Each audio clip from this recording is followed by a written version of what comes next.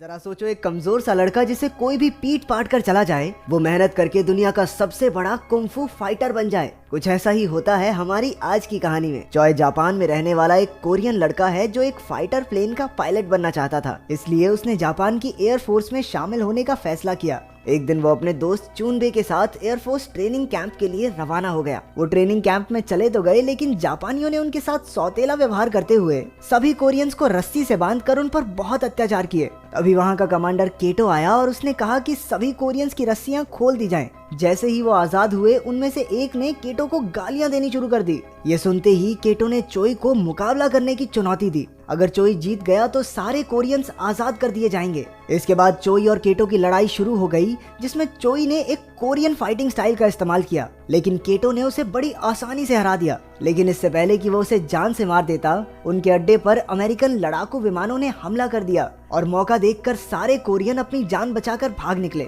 इसके बाद चोई ने टोक्यो में चूनबे की छोटी सी दुकान पर हाथ बटाना शुरू कर दिया। जब सब कुछ ठीक चल रहा था तो याकुजा नाम का एक गैंगस्टर और उसके आदमी चूनबे की दुकान पर आकर हफ्ता मांगने लगे, लेकिन चूनबे ने हीरो बनके साफ मना कर दिया कि मैं कोई हफ्ता नहीं देगा।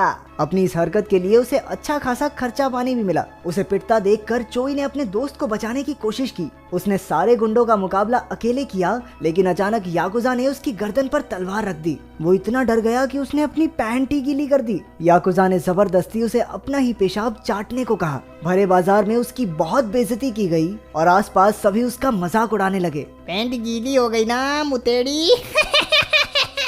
थोड़ी देर बाद भीड़ में से बूमसो नाम का एक आदमी चोई के पास आया और उसे जमीन से उठाया। उसने सभी बदमाशों का मुकाबला किया और एक एक करके सबको चित कर दिया। चोई दूर से छिपकर ये सब देख रहा था और अपनी गैंग को हारता देख याकुजा मुंह छुपाकर वहां से भाग निकला। बाद में हमें पता चला कि बूमसो भी असल में एक मार्शल आर्ट्स का खिलाड़ी है। वो भी चोई की तरह कोरिया से था। फिर वो चोई और चूनबे को अपने साथ एक सर्कस में ले गया, जहाँ काफी कोरियन लोग साथ में काम करके अपना गुजारा कर रहे थे। वहाँ सभी बूमसो की बहुत इज्जत करते थे, क्योंकि वही सबके खाने पीने का इंतजाम करता था। वो तो कोरियन बच्चों के लिए एक स्कूल खोलने की भी कोशिश कर रहा था। अभी चोई ने बूमसो से उसे लड़ना सिखाने की गुजारिश की, लेकिन बूमसो ने ये कहकर मना कर दिया कि ये लड़ाई वड़ाई में कुछ नहीं रखा, इस सब के बारे में मत सोच। लेकिन चोई भी इतनी आसानी से हार मानने वालों में से नहीं था। वो बूमसो को मनाने के लिए तेज बारिश में उसके घर के बाहर जाकर बैठ गया। इसके बाद फ्लैशबैक में दिखाया गया कि असल में बचपन में चोई बूमसो से ही मार्शल आर्ट सीखता था, लेकिन कुछ मजबूरियों के कारण बूमसो को अपना शहर छोड़कर जाना पड़ा।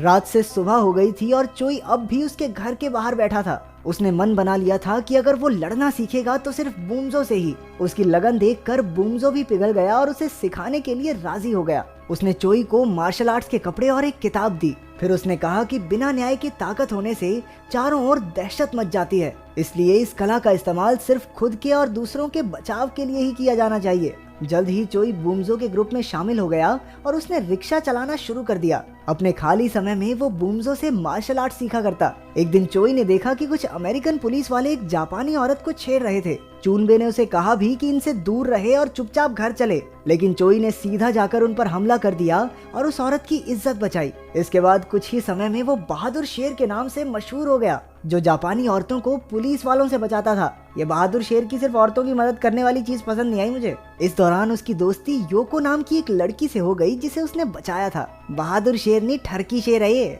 कुछ दिन बाद याकुजा के आदमी सर्कस में घुस आए और उस दिन की बेइज्जती का बदला लेने के लिए बूमसो को ढूंढने लगे। जल्द ही बूमसो बाहर आया और उसने अकेले ही उन बदमाशों का सामना किया, लेकिन जल्द ही वो सब उस पर हावी हो गए और याकुजा ने मौका देखकर उसका खून कर दिया। जब चोई और चूनबे वहां पहुंचे तो बूमसो को मरा हुआ देखकर उनके होश उड़ गए। अगले दिन चोई ने अपने गुरु की मौत का बदला लेने की कसम खाई। वो अकेला ही याकुजा के अड्डे की ओर चल पड़ा और बाकी कोरियन लोग भी हथियार लेकर उसके पीछे हो लिए। उधर याकुजा के आदमी भी पूरी तरह तैयार थे, क्योंकि वो जानते थे कि ये लोग बदला लेने जरूर आएंगे। इसके बाद दोनों गुटों में भयंकर लड़ाई शुरू हो गई और सब एक दूसरे के खून के प्यासे हो गए। जल्द ही एक कोरियन आदमी ने याकुजा को मार डाला। उधर से पुलिस भी आ पहुंची और उन्होंने बड़ी मुश्किल से दोनों गुटों की लड़ाई रुकवाई। इसके बाद चोई ने अपना सारा सामान बांध लिया और उसने संन्यास लेकर एकांत में जिंदगी बिताने का फैसला किया। उसे इस बात का पछतावा था कि वो अपने लोगों की रक्षा नहीं कर पाया। तभी योको वहां आ गई और उसे जाने से रोकने लगी,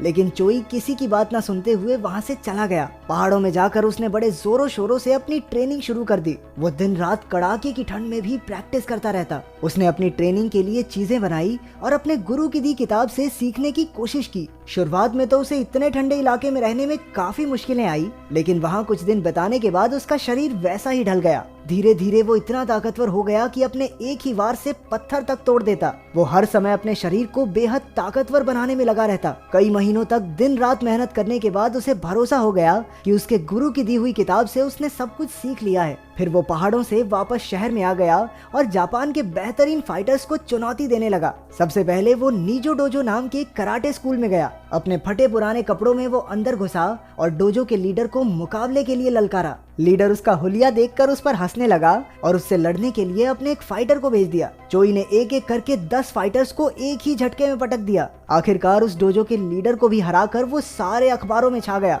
जब पूरे जापान में चोई की बहादुरी के चर्चे होने लगे तो ये खबर केटो तक भी पहुंच गई। केटो अब जापान की कराटे एसोसिएशन का हेड था। कोरिया से आए एक लड़के को बड़े बड़े जापानी फाइटर्स को हराता देख वो परेशान हो गया। उधर चोई एक के बाद एक नामी फाइटर्स को लगातार हराते जा रहा था। उसने हर तरह के फाइटर्स को हरा दिया, फिर चाहे वो कोई भी मार्शल आर्ट्स क्यों ना करते हों। अपनी काबिलियत की वजह से वो पूरे जापान में मशहूर हो गया था। फिर एक दिन उसकी मुलाकात अपने पुराने प्यार योको से हुई। उसकी मशहूरी से जलने वाले केटो ने एक खबर फैला दी कि वो दरअसल चीटिंग करके जीतने वाला एक ठग है। इसके साथ साथ उसने अपने एक आदमी को चोई को मारने के लिए भेज दिया। उस हत्यारे ने चोई को भरे बाजार में देखा और मौका पाकर उसके पेट में चाकू घोंप दिया। खुशकिस्मती से चोई की जान बच गई और उसकी देखभाल का जिम्मा योको ने लिया, जो उसका पूरा ख्याल रखती थी। एक दिन चोई को चुनबे का कॉल आया और उससे मिलकर उसे पता चला कि कोई उसे मारने का प्लान बना रहा है और अगर उसने केटो का मुकाबला नहीं किया तो वो अपनी जान से हाथ धो बैठेगा। चुनबे के घर से निकलकर उसका सामना उस हत्यारे से हुआ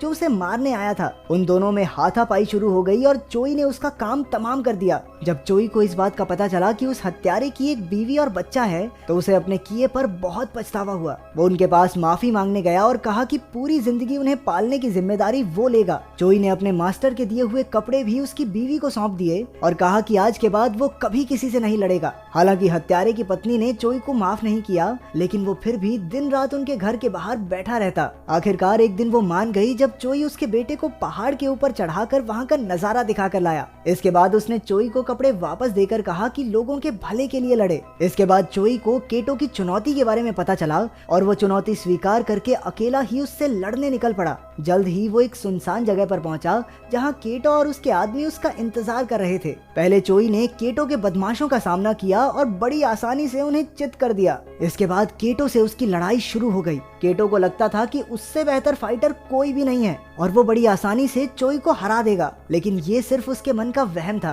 क्योंकि चोई के लड़ने का तरीका इतना अनोखा था कि केटो के लिए खड़े रहना भी मुश्किल हो रहा था। चोई ने केटो पर बहुत सारे वार किए जिससे केटो जमीन पर गिर गया। हालांकि केटो ने फिर से लड़ने की कोशिश की, लेकिन चोई के ताकतवर हमलों से उसके पैर की हड्डी ही टूट गई। इसके बाद केटो अपने घुटनों पर आ गया। उसकी ये हालत देखकर चोई को उस पर दया आ गई और उसने दूर से ही अपना पंच रोक लिया। आखिरकार केटो ने हार मान ली और अपने आदमियों के साथ चोई के सामने सर झुकाया। मुकाबला खत्म होने के बाद भी चोई ने एक जंगली भैंसे का सामना किया और उसका सर पकड़कर उसके सींग तोड़ डाले। ये एक जबरदस्त योद्धा की सच्ची कहानी है जिसने हजारों फाइटर्स को हराकर क्योकुशिन नाम का एक नया कराटे स्टाइल बनाया।